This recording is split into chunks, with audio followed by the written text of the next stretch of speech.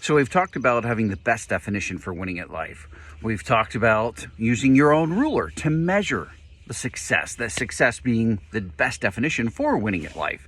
But there's a third aspect that you need to get right, and that's the right celebrations. We are toughest on this because we love to celebrate the 12th inch. You know, when you hit that goal, when you hit that major milestone. You know how long it takes sometimes to get to those? That's like only celebrating with your children when they graduate to the next grade. That's a whole year. So what can you celebrate? Number one, celebrate progress.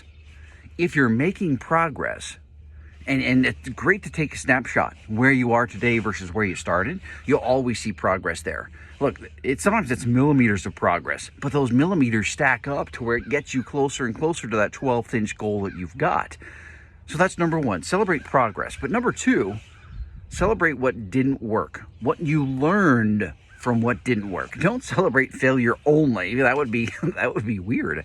Celebrate what you learned from what didn't work. Because if you take what you learned and apply it the next time, you'll find that it gets better. You know, James Dyson, the one who made the Dyson vacuum cleaner, it took him over 5 years and over 5,000 attempts to get that right. Yeah, you heard me right.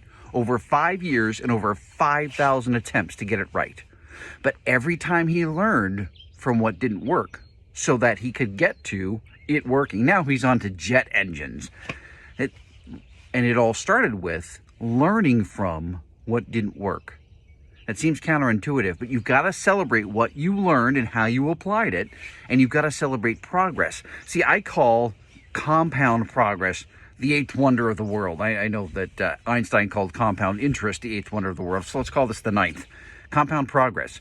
When you have progress on top of other progress, it compounds itself, and the amount of impact that you might not see, but others see, and the amount of success and the amount of figuring out what works, it's guaranteed to go up over time if you stay with it. See, the opposite of success is not failure.